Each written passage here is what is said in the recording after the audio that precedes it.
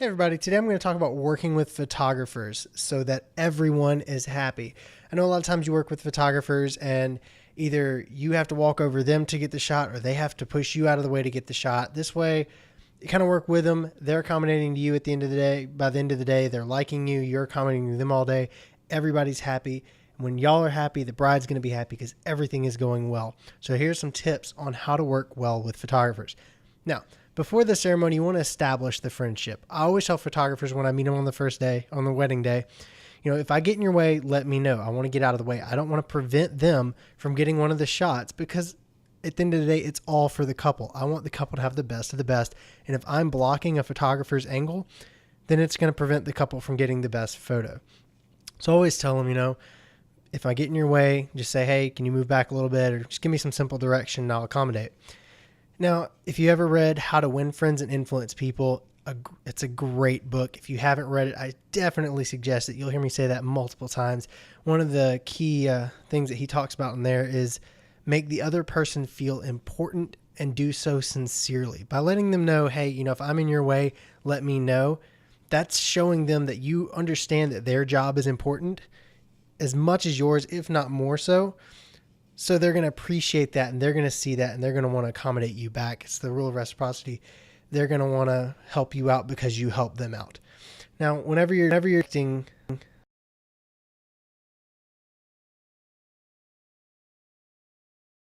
videographer was there and the bride was putting on her shoes and she was just putting them on like normal, like anybody would put on shoes. And the videographer was down trying to get a shot, a tight shot. And he's like, you didn't wait for my mark. And the bride kind of looked at him, the photographer standing over there all confused because they're like, that was kind of rude.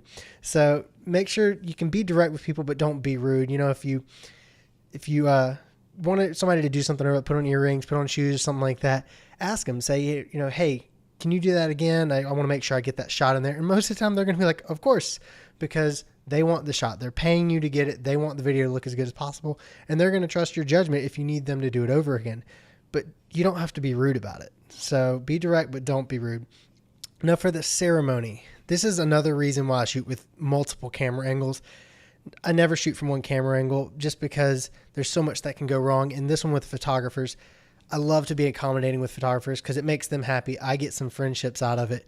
It just works out best for everybody. So if you're not shooting multiple camera angles, definitely check into doing that.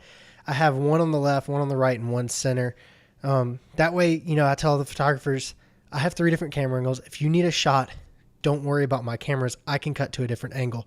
And if they do jump in front of my shot that is the only available shot, if people are standing up in front of it, then the couple's going to understand, hey, we hired a photographer. That's the photographer in our shot. There's nothing that we can do about that. They understand that. They have the pictures. Like I said, you don't want to prevent the photographer from getting a shot of that first kiss or something. You have 2 other camera angles there to cut to. It's great. I worked with a couple photographers recently, and I told them that, and they were blown away by it because they had worked with videographers in the past who were like, don't jump in front of our shot if it's the best shot, and that's the one we're going to need, so you can't ruin it. And for me, I was just kind of taken back because that's just not accommodating at all. So like whenever they were up there getting pictures of the couple, the other photographer ran behind us making funny faces at the camera because the other photographer was already in the shot. So they knew I was going to cut away. So I was able to go back later and send them that screenshot of camera 1 versus the camera that I put in the final video, which was a different angle where you could see none of that going on. It was kind of a good conversational piece, and it just kind of helped build a friendship there. So anytime you can help accommodate photographers during the ceremony, that's a huge part. So always be looking for that area. And for post ceremony, generally starts with a photo session right after the ceremony. So I always try to jump in while the couple's getting set up, while they're walking to the locations, that kind of stuff, so it doesn't interrupt the photography. Some videographers work in like a 10 or 20 minute long gap so that they can pose the couple, which is fine. And a lot of times I will just tell the photographer, I'll let the photographer's eye get the shot. They're really good at posing. So I let them set it up and be like, hey, can I jump in and get a shot of this real quick? It looks great. And that way, you're complimenting them. You're letting them know that you think their angle looks awesome. And you want to kind of jump in, and it helps build the relationship because, again, you're complimenting them, but you still get your shot. And most of the time, they're going to be like, sure, go ahead. And you just wait for them to get done. You're like, hey, whenever you finish your shot, can I jump in and get a quick shot of it? and they're generally okay with that. And, you know, I've even at times when inspiration strikes, just jump in there and ask if you can pose them yourself real quick. And most of the time they're fine. They'll go and get some close-up shots of the ring or something while you're doing that and just kind of multitask it.